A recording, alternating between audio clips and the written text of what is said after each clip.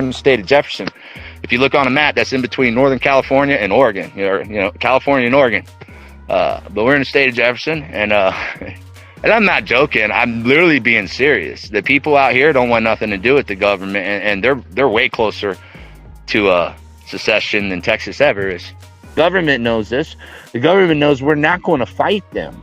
But in areas where we have to combat criminals and stop evil, we go further than anyone goes. And that's why we're going to start talking about the cross-border incursions. Because although our ministry is not going to fight this government, take up arms against this government, our ministry so far continues to be the only organization in the United States of America that's been crossing into Mexico territory and running operations on their side of the border, going through the very holes the U.S. Army Corps of Engineers opened up on that border wall so they could rapidly invade us. We started going through those holes and wrecking their operations and causing confusion and grabbing them and extracting intelligence from them and getting their live active phones and their radios. And we started planting smartphones over there. We told them, you want to have open borders, you won't deal with them? Well, we'll come over and deal with them ourselves. Patriots go and chase cartel scouts off the mountains on the other side, pop flares and drug mines and set their drugs on fire, drop phones in cartel houses, take kids and get kids out of the custody of the cartel smugglers and get them over into the United States of America. They can see it all day. It's just a movie to them. It's not inspiring people to act. What we got to do is just make sure that we can still do what needs to get done without the influence of all the trolls and the obstructors who would go and say these people are fake. Well, they can't call those videos, those extractions, those operations fake one bit, and it drives them nuts. But we don't have nothing to prove to them. We have something to do for the children. In order to do for the children, our ministry, we're a conflicted ministry. We're going to be able to get a lot of kids to safety. We're going to be able to, we've got pictures put up, flyers have been put out everywhere of the missing children in this area. A lot of them in Spanish, because obviously our border work is a lot of kids that have come through. And we're finding them, and we're going to get them to safety. We're going to bust apart any cartel, sex camps, any work camps. God's going to open the doors, and he's going to make a way. So anything that we have to stay up and ahead so we can do missions as they come up, as things are changing and moving, to help support people that are driving the distance to show up and do their work. It's going to be a lot of undercover for now, and then we're going to bust out with the operations in God's timing, and just want to make sure that everything's ready to go. So if you feel so led, if you want to stop child trafficking, that's going to explode here, and it's going to continue on.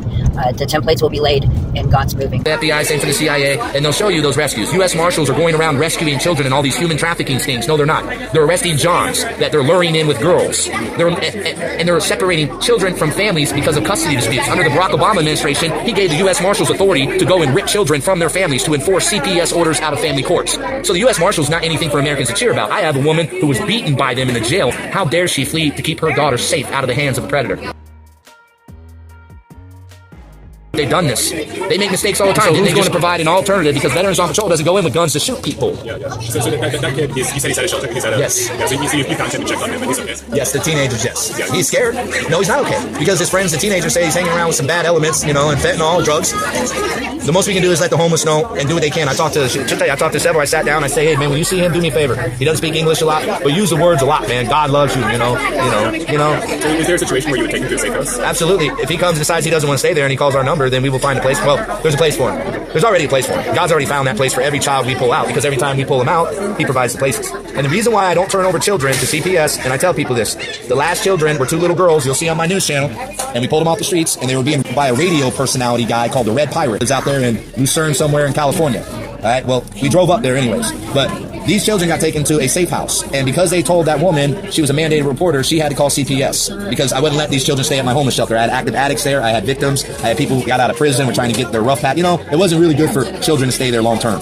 Well, because she reported to CPS, CPS came and got the kids, and they told her that they'd known about this woman, and this mother's been doing that to these little girls, and that she'll never get the children back.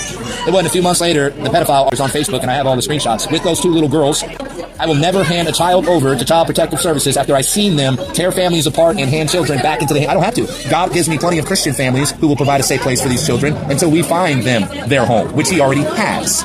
We just have to find the right door and keep knocking and keep looking. He'll show it to us. We just keep looking. Right? And if not, he builds it through us. Amen. He's done that many times. Yeah, is there concern that like CPS would accuse you of kidnapping because you're taking these kids? Right? You're worried about me being accused of kidnapping by kidnappers? Right. No. No. I have no one they can drag before their court systems. I have no one they can drag before their Congress. Because every tongue in that chamber is forked. And all those black robes serve my adversary. I don't bow to them. I only bow to God, Jesus Christ. That's it. And my God doesn't send me out to hurt anybody. He sends me out to help people. And my righteous anger that comes out is because what would you have me do? Would you want me to go back to the way I was before the Lord entered my heart? No. In this world, I'd be your worst freaking nightmare because they enable everything. With my mind, oh, you know how I could organize what's unorganized right now against these communities to cause hell like you couldn't? I know.